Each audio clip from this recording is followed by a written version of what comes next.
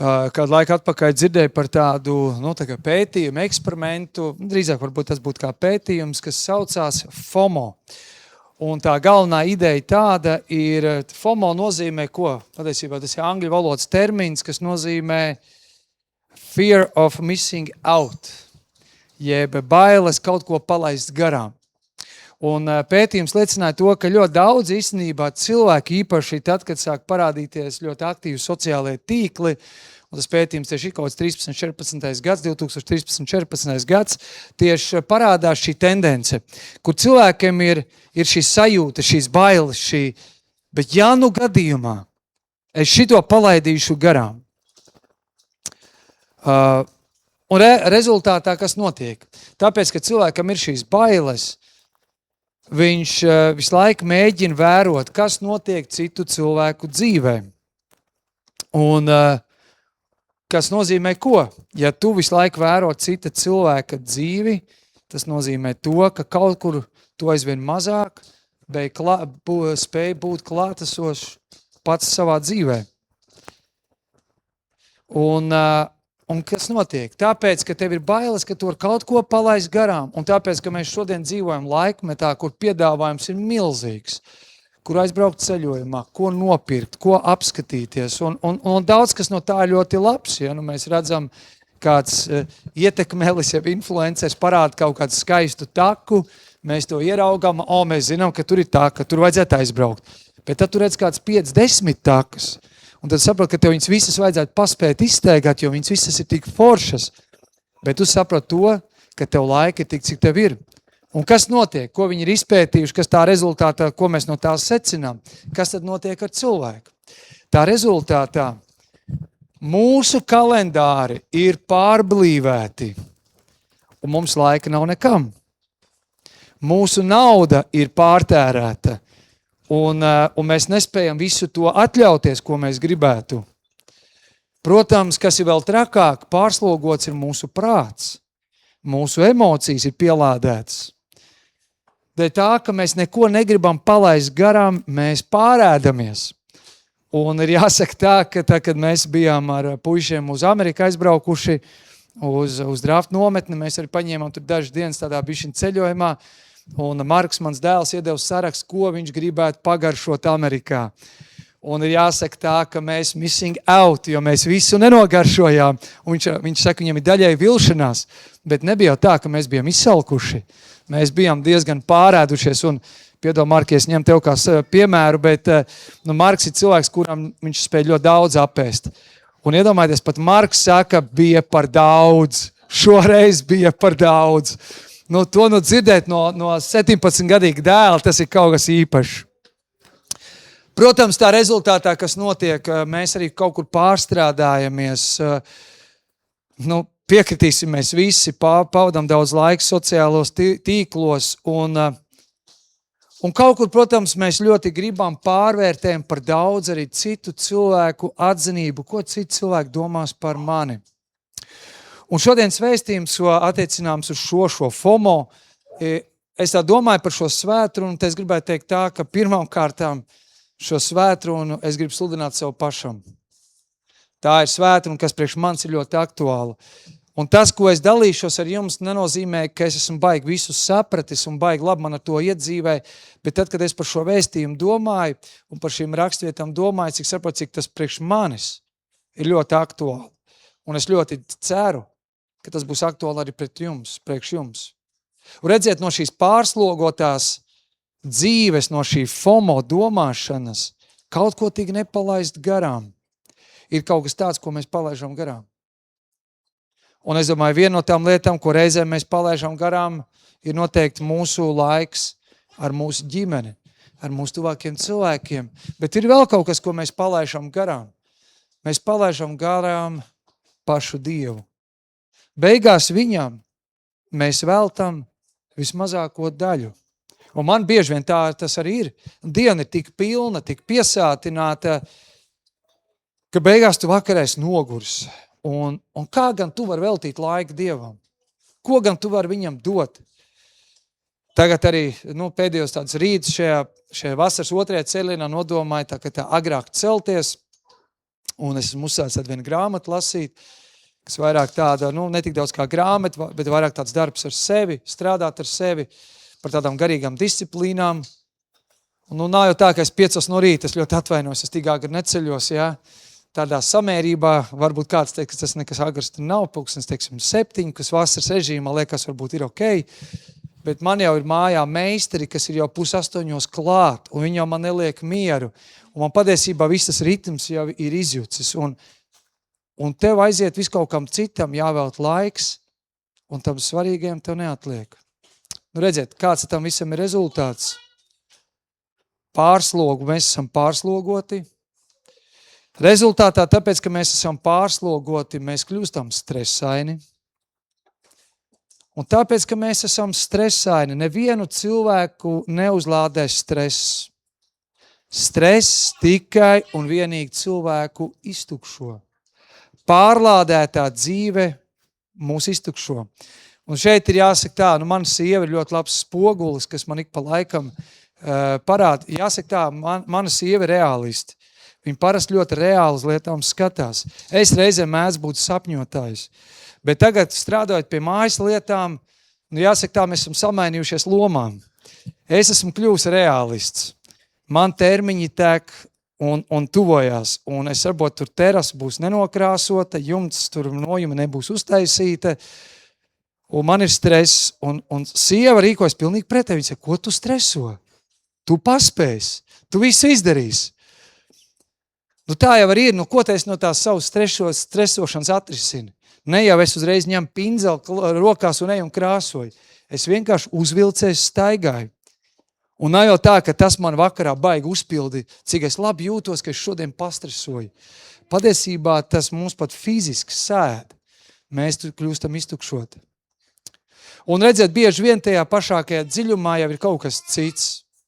Kāpēc tad mums vajag, kāpēc mēs cīnamies ar to FOMO? Nepalaist kaut ko garām. Jo patiesībā mēs iekšēji cīnamies ar kaut ko daudz dziļāku, ko mēs reizēm neapzināmies.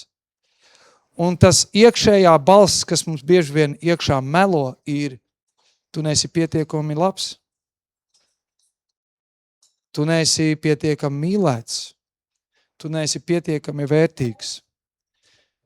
Ja mēs tā dziļāk paskatītos aiz katras šīs lietas, patiesībā tur viss tas arī slēpjas. Es gribu būt pietiekami labs, es gribu izskatīties citu cilvēku labā, citu cilvēku priekšā labi. Es negribētu, ka cilvēks skatās un man skatās, kāpēc jau tā terasa nav nokrāsot. Tātad man vajag kaut kā visu laiku sevi apliecināt, pierādīt, jo es gribu būt labs, es gribu būt mīlēts un es gribu būt vērtīgs. Bieži vien tajā visā apakšā tas viss slēpjas. Un redziet, te ir tās divas veidi, kā mēs varam dzīvot šo dzīvi, par ko arī gribētu arī šo svētdienu veltīt. Mēs varam dzīvot šo pārslogoto dzīvi, vai arī mēs varam dzīvot pāri plūstošu dzīvi. Tev liksies, kur ir atšķirība? Bet patiesībā tur ir ļoti liela atšķirība. Pārslogota dzīve un pāri plūstoša dzīve. Tās ir pilnīgi divas atšķirīgas dzīves. Pirmajā dzīves pieejā ir iztrūkuma domāšana, otrajā ir pārpilnības domāšana. Kas tad ir šī iztrūkuma, jeb mūžīgā bada domāšana? Tā ir attieksme. Man nekad nav pietiekami, un man arī nekad nepietiks. Man nekad nav pietiekami daudz laika, man nekad nav pietiekami daudz naudas, enerģijas, spēka, man nekad nebūs pietiekami ar izglītību, man nekad nav pietiekami daudz iespēju, man nekad nav pietiekami daudz talantu. Tā ir sajūta, ka es nekad nespēju visu panākt un vienmēr es atpalieku. Kaut vai kā piemēru mēs varam paņemt no vecās derības 2. ķēniņa grāmatas 4. nodaļas Izrēla, kas atrodas lielā badā. Vairāku gadu bads. Pravietis Elīša ir viens no tiem, kas šajā bada laikā kalpo, un kāds vīrs atnāk pie pravieša Elīša, un viņš atnes tāds vairākus klaipus ar maizi. Un ko dara Elīša? Nevis viņš tagad paņem un ēd, jo redz, bads ir, ja? Tad parūpējamies paši par sevi, mēs teiktu. Bet ko dara Elīša? Viņš saka kalpam, dod šiem cilvēkiem, un tur ir daudz cilvēku, 100 cilvēku, kuri jāpabaro. Elīša saka, dod viņiem šīs maizes. Ko saka kalps? Kalps saka, klau, mums ar to nepietiks, lai 100 cilvēkus pabarot. Un tā bieži vien ir šī trūkuma domāšana. Man nav pietiekami daudz, lai dalītos. Bet ko saka Elīša? Viņš saka, dod to cilvēkiem, jo tas kungs ir apsolījis, ka viņi ēdīs un vēl paliks pāri.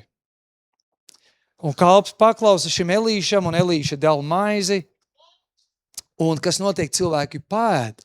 Neticam, cilvēki pēd, ne tikai viņi pēd, bet viņiem pat paliek pāri. Tieši tā, kā Dievs bija apsolījis. Jo Dievs bija apsolījis, dod viņiem ēst. Viņiem pietiks. Tev liekas, ka tur nepietiks, bet Dievs saka, viņiem pietiks.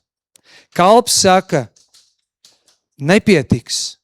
Elīša nevis skatījās uz maizēm. Elīša nevis skatījās uz problēmu, uz vajadzībām, bet Elīša skatījās uz Dievu. Un Dievs bija apsolījis, es gādāšu, un tev būs vairāk nekā tev pietiks. Redziet, tāds trūkuma domāšanas fokus ir kāds. Trūkumā cilvēks vienmēr fokusējās uz saviem ierobežojumiem. Es skatos uz to, kas man šobrīd ir un kas man pietrūkst. Un ko es secinu? Es secinu, man nav pietiekoši izglītības. Man nav pietiekami iespēju. Man nav pietiekami līdzekļu. Man nav laika. Man nav enerģijas. Es visu laiku koncentrēs uz to, kas man nav. Un trūkumā, cilvēks ar šo trūkumu domāšanu dzīvojot, kāds ir rezultāts? Pārslogot dzīve. Un, protams, ja mēs raugāmies tikai uz savām problēmām, uz savu problēmu perspektīvu, tad, protams, vienmēr nepietiks. Vienmēr nepietiks. Jo kāds cits vienmēr saņems vairāk, man paliks mazāk. Man pastāvīgi ir jākonkurē, man jāizstāv tas, kas pieder mans, un es neko dzīvē nedrīkst zaudēt. Jo ja tas no manis tiks atņemts, tad taču man pietrūks. Bet šāda dzīve, būsim taču reāli un godīgi, šāda attieksme un šāda dzīve nekad mūs neaizvedīs pie pāri plūstošu un laimīgas dzīves.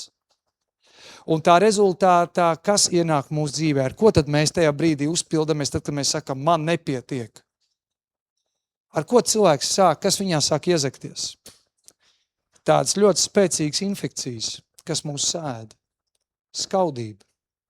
Mēs sākam sevi salīdzināt ar citiem. Greizsirdība, aizvainojums un nedrošība.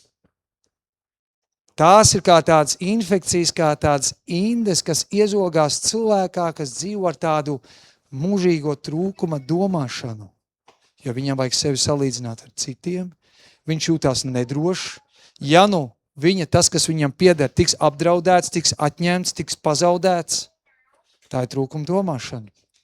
Un tā beigās ir pārslogot dzīve, kas tev patiesībā iztukšo. No otras puses ir pārpilnības domāšana.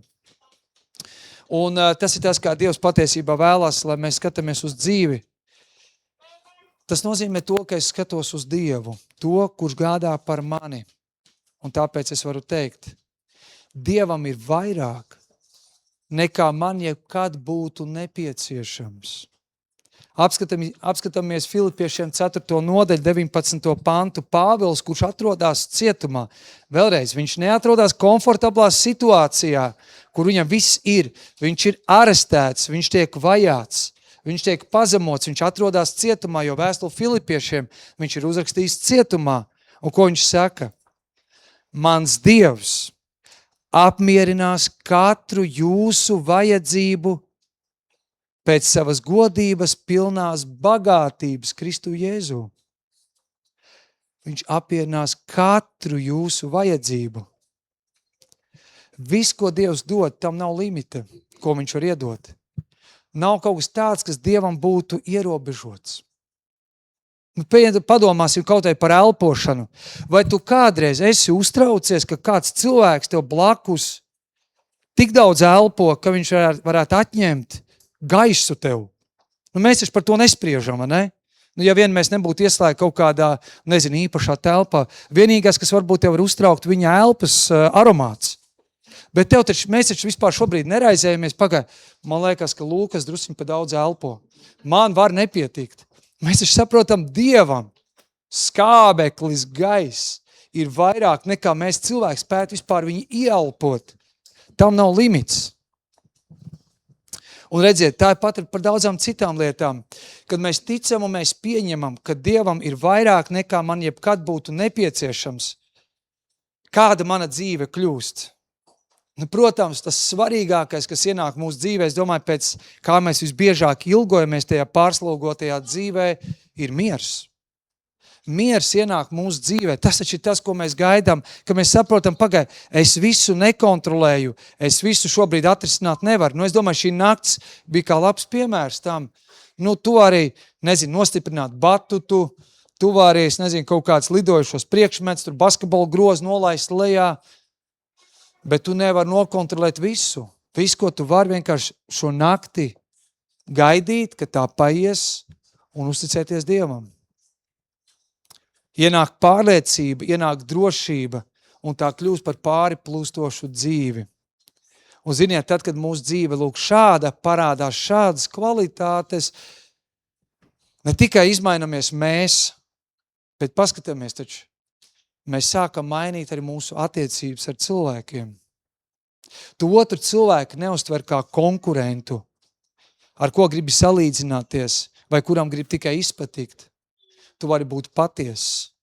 Tu vari būt mierpilnās attiecībās ar otru cilvēku. Tas tik ļoti ietekmē mūsu savstarpējās attiecības. Un par šo pāri plūstošo dzīvi arī runā 23. psalms. Un tieši 2 panti, 1.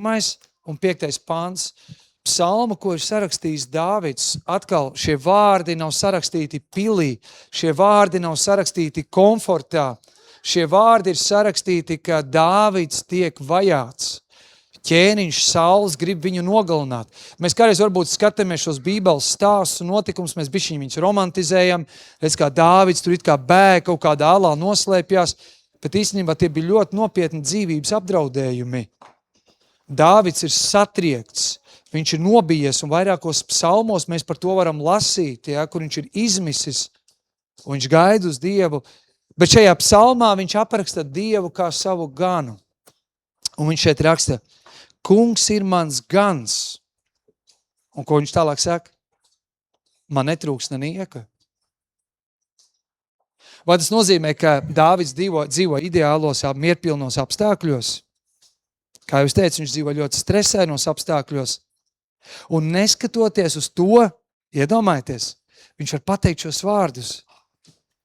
Mans Dievs ir mans gans, un man netrūkst nekā. Dāvids redz Dievu kā ganu, kurš ir līdzās, kurš viņu pasargā, aizsargā un nodriešina visu ar visu, kas ir vajadzīgs. Un tālāk, 5. pantā mēs lasām, mans kauss ir piepildīts, pilns līdz malām. Citā tulkojumā pat ir teikts, mans kauss plūst pāri. Ievērojot atšķirību 1. pantā. 1. pantā Dāvids saka, ko? Man netrūkst nenieka. Man nekā netrūkst. Un 5. pantā viņš iet tālāk. Ne tikai tas, ka man nekā netrūkst. Mans kauss plūst pāri. Jeb glika tulkojumā ir labi pateikts, mans biķeris ir pār pilnām pieliets. Tik daudz, ka man paliek pāri pat.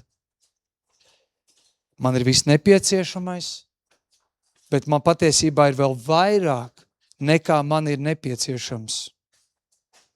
Ko tad nozīmē mans kausts plūst pāri? Nu, tā ir šī pāri plūstošā domāšana. Tā ir spēja ieraudzīt un novērtēt to, ka tavā dzīvē ir ne tikai viss nepieciešamais, man netrūks nenieka, bet arī to, ka tev pat ir vairāk, nekā tev vajag. Mans kauss plūst pāri. Man ir tik daudz, ka es pat to visu nespētu izmantot un izlietot.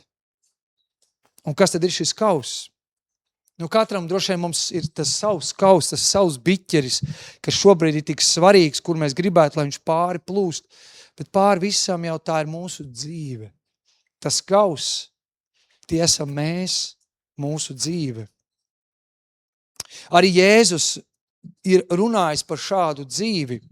Jāņa evaņģēlijas 7. nodaļā mēs varam lasīt, ja kam slāpst, tas nāk pie manis un dzer, kas man tic, kā rakstos sacīts, no viņa miesas plūdīs dzīvās ūdens straumes. Mēs redzam, ka Jēzus nerunā tikai par pilnu kausu. Viņš saka, lai mūsu dzīve būtu tik piepildīta, ka lai tā būtu kā tāda dzīva upe, kas plūstu. Kas man tic? Ko tad tas nozīmē, kas man tic? Un te ir tas, ko es jums jau teicu sākumā. Varam ticēt ar prātu, mums var būt pareiza teoloģija, pareizi uzskati, principi, zināšanas, atklāsme. Mēs varam daudz ko iemācīties, izprast, bet tam visam ir jānoiet kāds ļoti svarīgs ceļš līdz mūsu sirdī. Un sirds ticība, tas nozīmē ne tikai pieņemt faktu.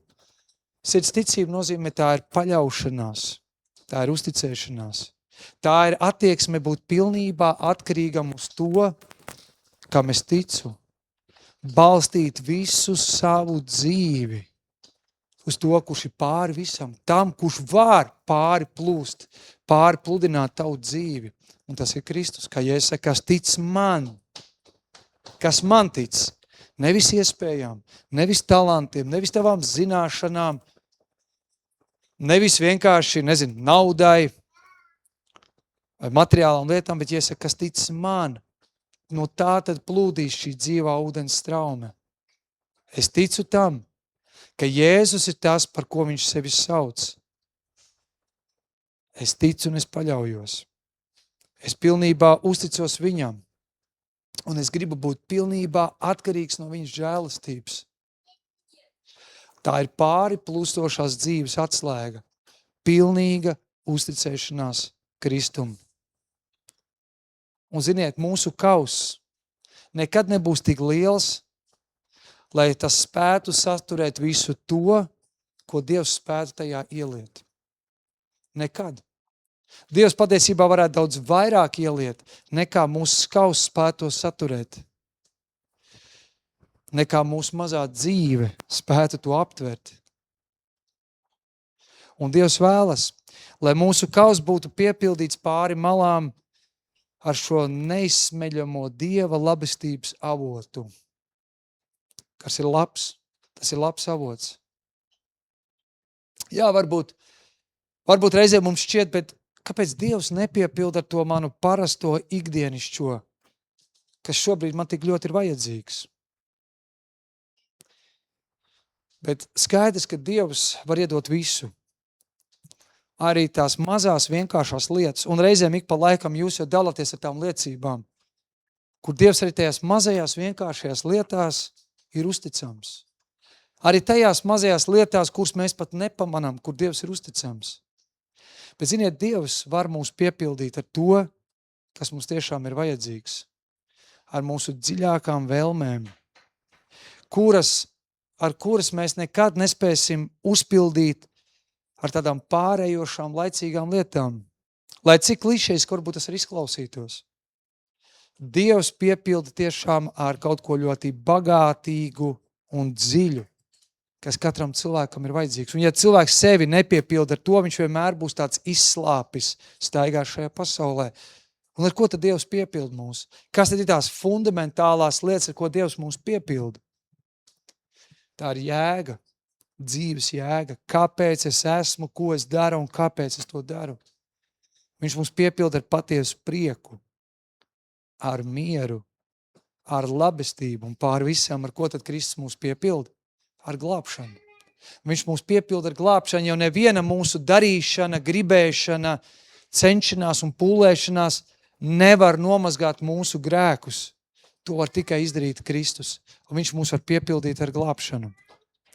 Un tāpēc tālāk mēs varam redzēt gan 3. gan 6. pantā šajā psalmā, kur Dāvids saka, ar ko tad viņš ir piepildīts. Viņš saka, Dievs atspirdzina manu dvēseli un ved mani pa taisnības ceļiem sava vārda dēļ. Viņš saprot tā bagātība, ar ko tad Dievs mani atspirdzina, uzpild, kas man dod spēku izturēt vajāšanas, nāves bailes. Viņš saprot, ka varbūt šī brīdī viņš netiek, varbūt nav tā, ka vajātāji no viņa aizskrien projām un tagad viņš ir atbrīvots, viņam ir ideāli apstākļi. Viņš saprot, ka viņš joprojām dzīvo apdraudētos apstākļos, bet viņš saka, kas tad atspirdzina manu dvēseli?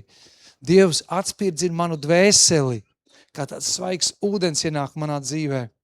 Un tālāk viņš saka, tiešām labums un žēlastība mani pavadīs visu manu mūžu.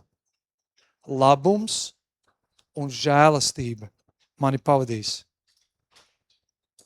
Tāpēc, ka Dievs ir labs.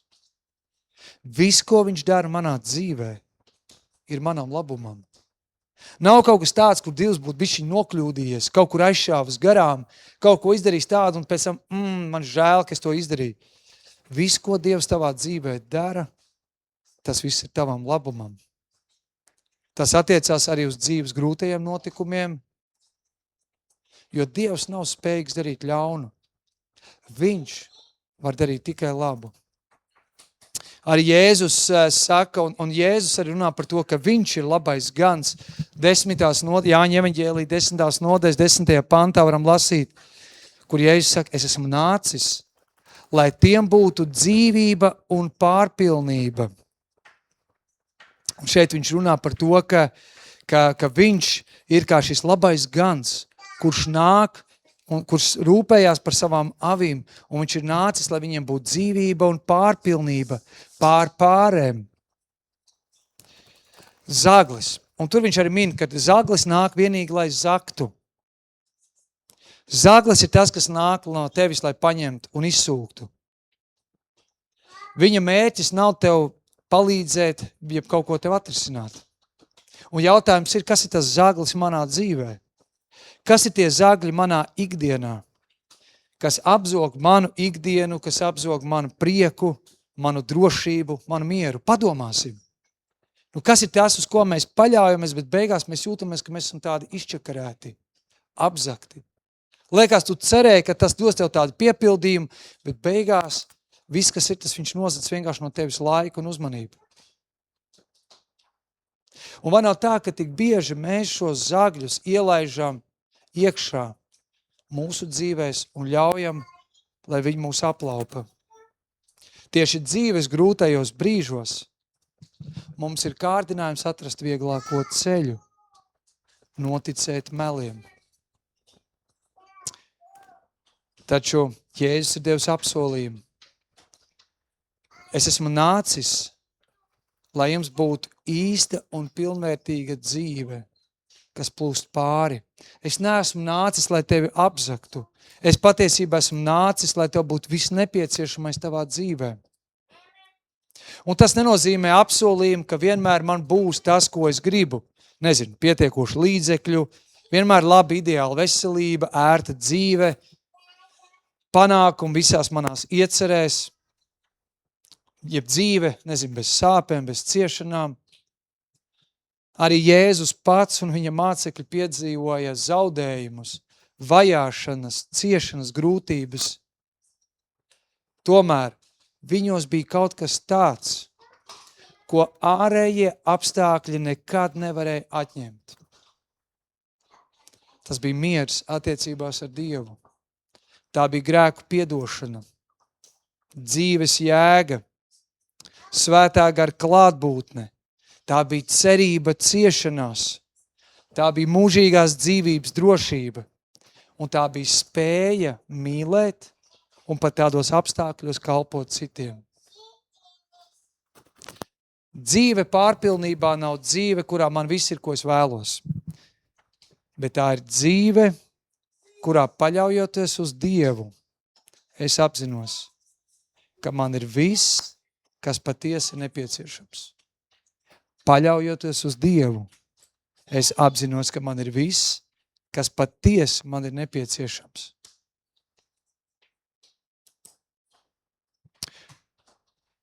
Un šeit noslēgumā es gribētu vienkārši jums iedot tādus ļoti īsi 4 tādus, varētu teikt, ikdienas ieradumus, kas var palīdzēt mums dzīvot tādi pārplūstošu dzīvi, lai mēs neļautos, ka mūs apzog un tad mēs esam tādā pārlādētā dzīvē.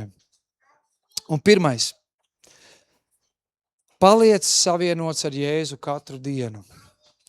Būt katru dienu savienotam ar Jēzu. Jāņa evaņģēlijā 15. nodaļā 5. pantā Jēzus saka šos vārdus: es esmu vīna koks, un jūs esat tie zari, kas manī paliek un es viņā, tas nesīs daudz augļu, jo bez manis jūs nenieka nespējat darīt. Ievērosim, ka Jēzus šeit nesaka, bez manis jūs nevarēsiet darīt lietas pietiekami labi. Nē. Viņš saka, jūs neko nespēsiet darīt bez manis. Tev nekad pašam nebūs pietiekoši daudz enerģijas visām dzīves cīņām. Tev nekad nebūs pietiekoši naudas visām vajadzībām un vēlmēm, kas tev būs, risinājums visām krīzēm. Ja varbūt zināšanas, gudrība par dažādām krīzes situācijām vai pat pieņemot pareizos lēmumus. Ja mēs nepaliekam savienot ar viņu, mēs atkal atgriežamies šie trūkumi domāšanā. Man nav pietiekami daudz, lai es spētu tikt ar visu galā dzīvē.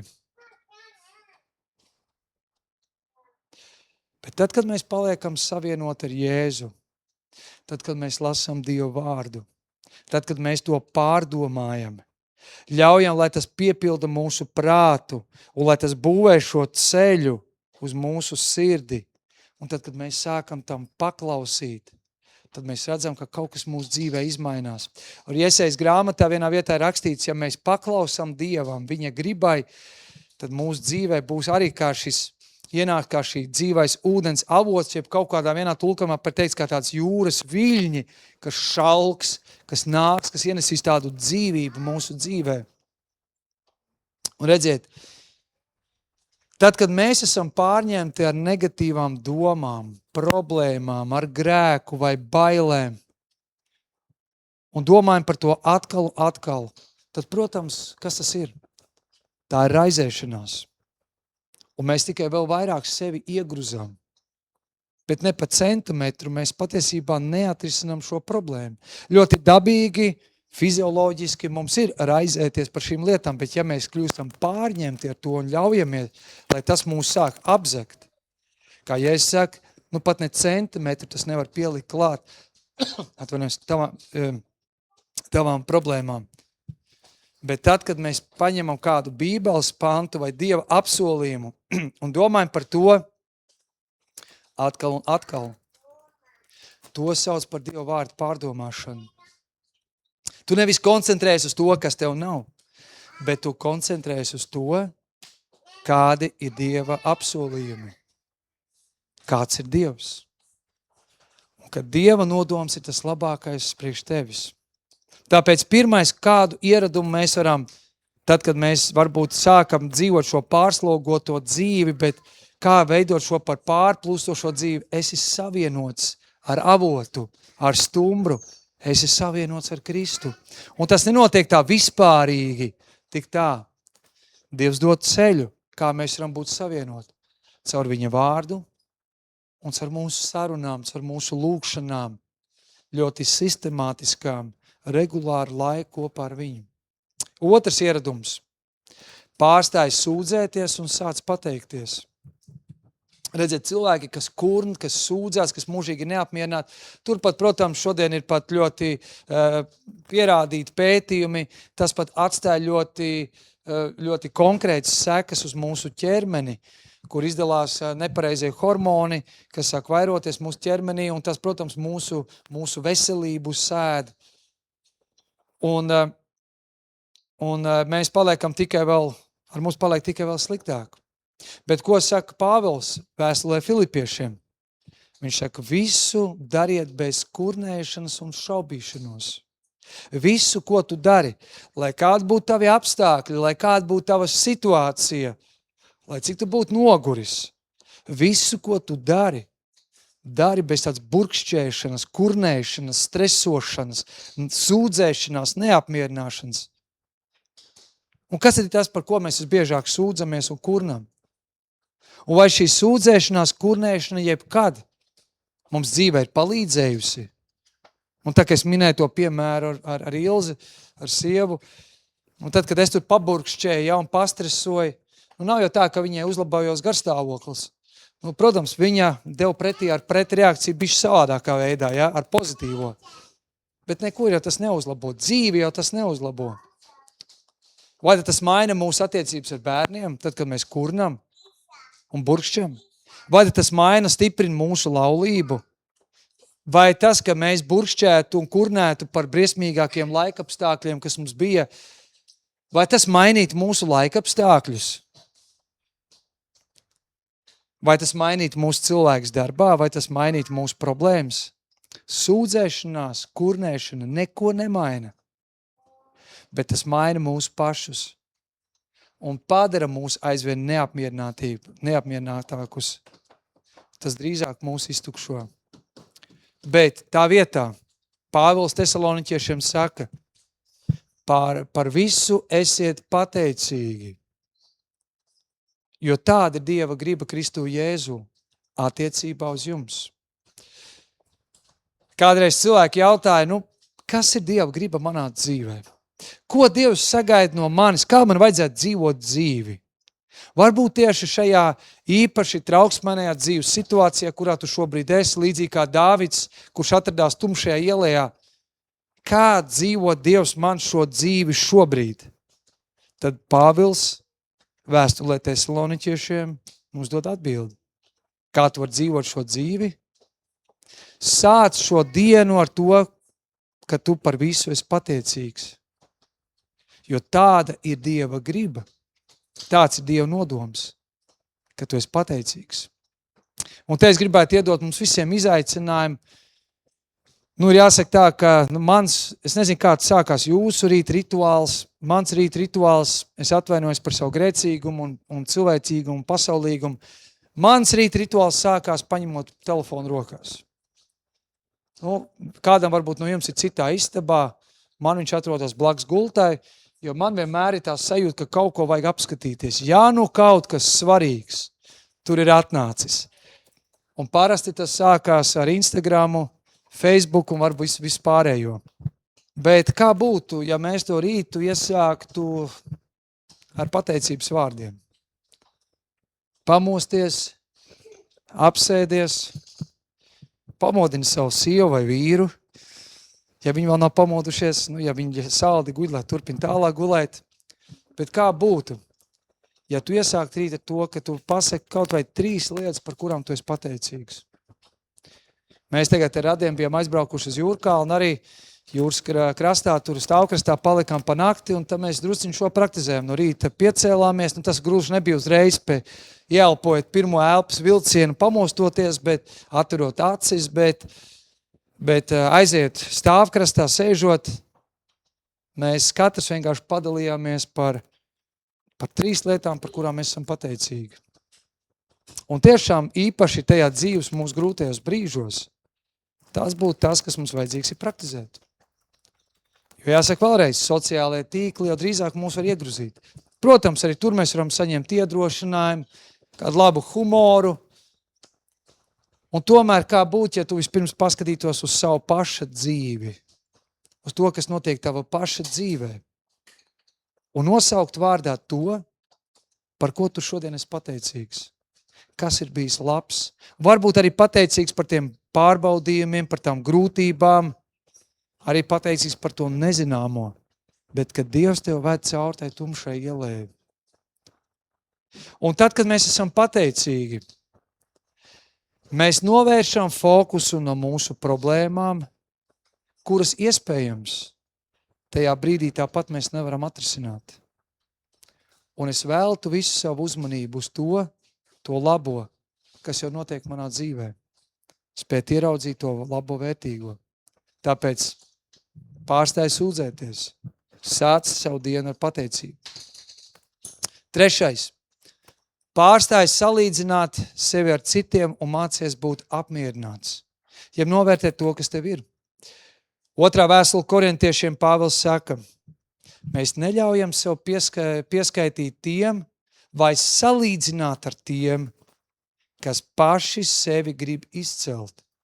Pāvils saka, mums nevajag sevi salīdzināt ar kādu citu cilvēka dzīvi, īpaši ar tiem, kas grib zīmēties, kas grib izcelt sevi, kas grib parādīt no sevis to pašu labāko, un būsim godīgi, bieži vien sociālajos tīklos, cilvēks jau bieži vien ko parāda? Viņš jau parāda to labāko, viņš parāda tos, tie skaistākajā skatā, to labāko dzīvi, un es nesaku, ka tas vienmēr ir slikti, mēs jau gribam dalīties ar to priecīgo labo mūsu dzīvē, un tomēr tā ir kaut kur arī zinām bīstamība, ka mēs sākam sevi salīdzināt.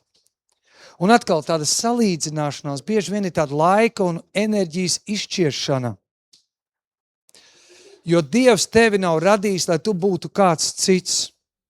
Dievs tevi radījis, lai tu būtu pats. Jo tad, kad tu nonāksi debesīs, Dievs nejautās, kāpēc tu nebija līdzīgs savai māsai, savam brālim. Dievs tev nejautās, kāpēc tu nebija tāds, kāds bija tavs tēvs, vai kāpēc tu nebija tāds, kāds bija, tavs mācītājs. Dievs tev jautās, vai tu izmantoji to, ko viņš tev ir devis. Jo redziet, kāds ir salīdzinājums sekas.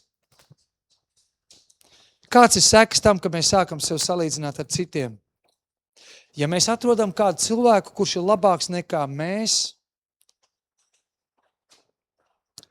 tas mums atņem drosmi, tas mums atņem pārliecību, iedzer mūsu mazvērtībā, kompleksos, redz, kā viņam ir, redz, kā viņam viss notiek. Es nekas neesmu, man dzīvē nekas nesanāk, redz, man gan tas nav. Tas cilvēks var 2 reizes gadā braukt ceļojumā, redz, kā viņi liek foršu bildes ar ģimeni, kā viņi regulāri brauc uz dažādām ārzemēm, bet mēs to nevaram atļauties. Redz, mana dzīve nav izdevusies, man nav pietiekoši. 2. Ja tu atrod kādu, par kuru tu vari darīt labāk un būt labāks, mūsos iezogās lepnība un iedomība, kur mēs jūtamies, redzi, labāki, pārāki, kaut kur parādās augstprātība mūsu tonī, mūsu valodā, mūsu attieksmē, vārdos. Bet patiesībā gan lepnums, gan mazvērtība ir kaut kas tāds, kas mūs iztukšo kā cilvēks. Un tāpēc Pāvils, viņš saka Filipiešiem, es esmu mācījies iztikt visādos apstākļos. Es esmu mācījies būt gan bagātībā, gan nabadzībā, gan tad, kad man ir viss, gan tad, kad man ir bats. Es neesmu, varētu teikt, es neesmu dabīgi apmierināts cilvēks. Nevienā cilvēkā dabā varbūt tas pat nav dots būt vienkārši apmierinātam. Mūsu dabā vienmēr ir tas vēlēties vairāk. Un tāpēc Pāvils saka, es esmu mācījies iztikt visādos apstākļos. Tas ir kaut kas tāds, ko mēs praktizējam, ko mēs trenējam. Jo redziet, visbagātākie cilvēki pasaulē nav tie, kuriem ir visvairāk naudas. Patiesībā visbagātākie cilvēki ir tie, kuri visvairāk būtu apmierināti ar to, kas viņam ir. Jo nekad jau nebūs tāds limits, man ir pietiekoši.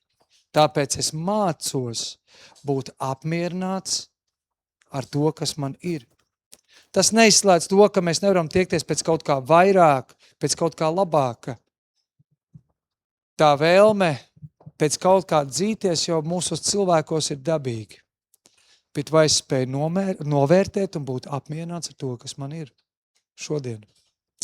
Un visbeidzot, 4. ieradums, ko mēs varētu katru dienu praktizēt. Pārstāj būt skops un sāc būt devīgs. Sāc dalīties. Iespējams, ka šis ir visgrūtākais ieradums kādiem no mums, bet tas ir ļoti svarīgs ieradums pārplūstošai dzīvei. Jo redziet, mēs varam būt skopi ne tikai ar naudu, mēs varam būt skopi ar ļoti daudz ko citu. ar savu laiku, enerģiju, uzmanību, arī ar uzslavu un atzinības vārdiem, ar komplimentiem, ar palīdzības sniegšanu, ar mīlestību. Un skopums ir viena no galvenajām trūkuma domāšanas pazīmēm. Jo skopums saka, ko? Man ir jāpatur tas, kas ir mans. Ja es kaut ko atdošu, man pašam nepietiks. Nu, mēs, kad bijām bērni, un mēs varbūt to labi redzam uz mūsu bērniem, ka ļoti dabīgi viņam nāk šīs bailes pazaudēt. Pagad, tas ir mans. Man tētis nopirkt tās konfekts, ja? Man tētis, mana ome uzdāvināja to, tas ir mans. Jo, ja tu paņemsi, man nekad dzīvē vairs nebūs. Es nekad dzīvē nedabūšu konfektes. Man viņas ļoti ir vajadzīgs šobrīd. Tas ir tas, ar ko mēs arī kā pieaugušie cilvēki cīnamies. Bet dāsnums saka, ko? Dievs ir mans avots. Tādēļ es varu dalīties ar to, ko viņš man ir uzticējis. Jo es zinu, ka daloties, es nekad nepalikšu nabags. Es nekad nepalikšu nabags, ja es dalīšos. Korintiešiem Pāvils saka šos vārdus, ka sīkstis sēj, tas arī sīksti pļaus. Un kas sēj uz svētību, tas arī pļaus uz svētību. Nu, iedomājieties, ja tev būtu tāda paciņa ar 200 sēklām, bet tu saki, lai es viņas nepazaudētu, un kas tu zini, kas ar viņām var notikt? Varbūt paturēt uz nākamo gadu, varbūt man vēl kādreiz dzīvē noderēs. Un ja tu tikai iesētu 3 sēkliņas, tu nevari sagaidīt lielu ražu. Tu nevari sagaidīt to ražu, ko tu varētu sagaidīt no visas tās paciņas. Un cilvēks, kurš ir skops, viņš agrāk vai vēlāk piedzīvos ļoti mazu ražu. Bet dāsns sējais saņem bagātīgu ražu. Un, protams, tas nenozīmē, ka es dodu tikai tāpēc, lai man tiktu dots. Vai tāpēc, ka man liek dot. Jo, protams, nevienam cilvēkam jau nepatīk darīt to, ko viņam liek darīt. Un tāpēc tālāk Pāvils saka, katrs, lai dod tā, kā savā sirdī ir apņēmies. Ne ar nepatiku vai piespiestu, jo tikai priecīgu devēju Dievs mīl. Tu nekad nedrīkst dalīties tāpēc, ka tev ir piespieduši. Ja izdarījuši spiedienu, manipulējuši ar tevi vai tāds vainas sajūts. Dievs vēlas, lai mēs mācamies dalīties aiz tā prieka, aiz pateicības. Līdzīgi kā viņš tālāk saka, Pāvils, Dievs var jums bagātīgi dot visādu žēlastību, kas jums ar vien ir pilnīga iztikšana, un vēl pietiekoši paliek pāri labiem darbiem. Ja, un patiesībā šī rakstvieta, kur Pāvils runā, viņš runā par īstenībā par ziedošanu draudzei, un īstenībā kalpotājiem. Un viens no šiem kalpotājiem ir Pāvils, jo tur tiek cilvēki saka, kāpēc man jāziedo ir? Un viņš saka, bet neuztraucies, Dievs ir bagātīgi savā žēlastībā, daloties, tev pat paliks pāri, jo patiesībā viss, kas tev ir dots, tas nav tevis paši vienkārši nopelnīts. Tas viss nāk no Dieva. Jo tad, kad mēs dalamies un dodam, mēs parādam to, cik lielā mērā mēs uzticamies Dievam. Mēs patiesībā atspoguļojam to, kāds ir pats Dievs. Jo tik ļoti Dievs šo pasauli mīlēja, un kā viņš mīlēja šo pasauli, nevis lai paņemtu no mums, nevis lai pieprasītu no mums, bet tāpēc, ka viņš tik ļoti mīl, ko viņš dara, viņš deva. Vai Dievs deva pārpalikumu? Vai Dievs deva kaut kādu atlikumu? Nu, mans dēls, lai nu kurš, bet man viņš dzīvē nav vajadzīgs, ņemiet jūs šī pasaule. Savu mīļoto dēlu, savu dārgo, vienīgo dēlu, ja mēs tā salīdzinātu savu vienīgo resursu, kas viņam ir, viņš dev šajā pasaulē. Un tieši tāpat daloties, dodot, ko es zinu, ka jūs daudzi dariet un nesautīgi, bet tas ir kaut kāds ieradums, kur mēs praktizējam to pāri plūstošo dzīvi. Man nav, bet es dalos. Tieši tāpat kā Dievs dalās ar mums šajā pasaulē. Tu varbūt var censties dot bez mīlestības. Bet nekad nav iespējams patiesi mīlēt bez došanas. Tādas attiecības nevar pastāvēt. Ja tu patiesi mīli otru cilvēku, tev ir jābūt gatavam dot. Un dot, tas nozīmē to, ka tu apzinies, kaut kas būs mazāk. Bet tu vēlies, lai tam otram cilvēkam būtu. Un tas ir mans izaicinājums mums ikvienam ikdienā. Pārstāj būt skops, lai tevi nepārņem šī skopuma domāšana, bet lai tevi ir dalīšanās, došanās, un tas būs tas, kas atspirdzinās tavu dvēseli, ka tu sapratīsi, ka patiesībā tev ir ko dot. Atgriežos atpakaļ pie 23. psalma. Mans kaus plūst pāri. Un tas ir mans novēlējums jums ikvienam. Ka tāda var būt mūsu dzīve. Ka mēs skatāmies uz to, kas man ir. Mēs par to esam pateicīgi. Mēs mācāmies būt par to apmierināti. Es esmu savienots ar Kristu, jo es zinu, ka viņā ir neizsmeļojams avots, pat tad, ja tas nespēja iedot visu manu materiālo vajadzību, un es ar to gribu dalīties. Es gribu dot pat to mazumiņu. Atceros, vēl laikam bija 2005. gads, bija gadu precēs ar Ilzi, mēs ar puišiem no Mateja draudzes aizbraucām uz Izrēlu, pavadījām kaut kāds 2 nedēļas Izrēlā, spēlējam basketbolu, trenējam basketbolu un arī sludinājam evaņģēliju. Kaut gan tas bija tā jādara ļoti uzmanīgi un piesardzīgi, jo to atklāt nevarēja darīt. Un vietējais mācītājs mums bija atvēlējis savu namu, kur mēs varējām dzīvot. Un nav jau tā, ka tā māja bija baigi lielā, kur 10 čaļi varētu vienkārši katrs savā gultā gulēt. Nu, mēs gulējām visu kaut kur uz grīdas, visu kaut kur. Bet kas bija interesanti, šis mācītājs, kurš jau bija gados, kopā dzīvoja ar savu sievu, un viņi atvēlēja savu guļamistabu mums. Kur man liekas, pagaid, tas ir nepareizi, tā nevajadzētu darīt. Šeit, nē, es gribu kalpot jums. Un kā es domāju, kur, sieva gulēja tur kaut kur uz dīvāna, mēs ļoti nērti, bet viņš uzstāja.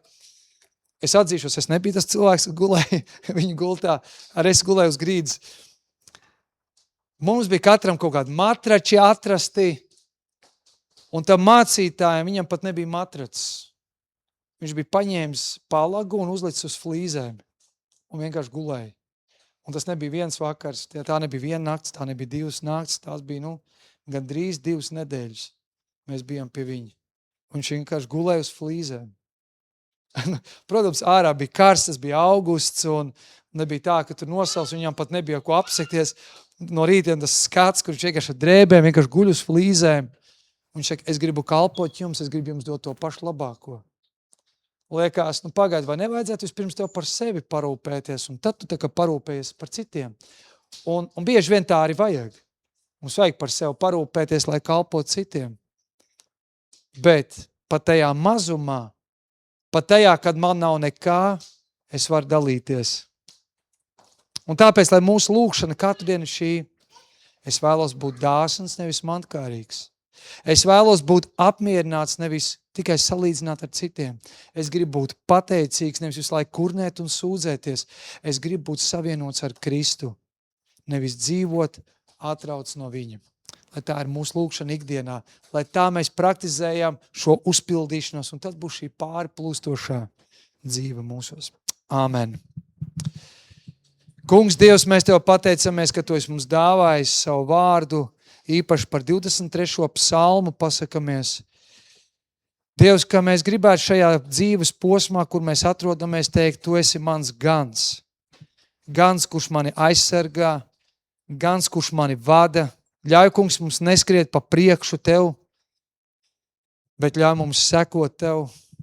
Un Dievs, Tu man netrūks nenieka, ka mums var būt šie vārdi patiesi katru dienu. Man netrūks nenieka. Dievs, mēs varam teikt, mans kauss ir pārpildīts, pilns līdz malai, pāri plūstoši, ka man patiesībā ir vairāk nekā es spēju aptvert to. Kungs, Dievs, ka mēs ar šādu domāšanu varam iesākt katru dienu, ka mēs katru dienu varam pavadīt un ar šādu domāšanu noslēgt mūsu dienu. Dievs, es lūdzu, ka Tu vari mūs sargāt no šī kārdinājuma, ielaist mūsu dzīvēs zagļus, kas sola mums ātru dzīvi, vieglu dzīvi, ērtu dzīvi, izmanto to labāko tūlīt priekš sevis un tādā veidā apzakt citus, apzakt patiesībā pats sevi. Dievs, sargi mūs no skaudības, no augstprātības, no mazvērtības, piepild mūsu savu garu ar savu patiesību. Kungs, ka mēs barojam sevi, savu dvēseli katru dienu ar Tavu vārdu, kas mums atgādina par to, ka Tavi nodomi mūsu dzīvē ir labi nodomi, ka Tu mūs neesi atstājis, Tu esi kopā ar mums. Dievs, svētī mūs un vadi Tu mūs un ļauj, ka mūsu sirds ir atvērta un pakļāvīga Tev. To lūdzam Kristus vārdā. Amen.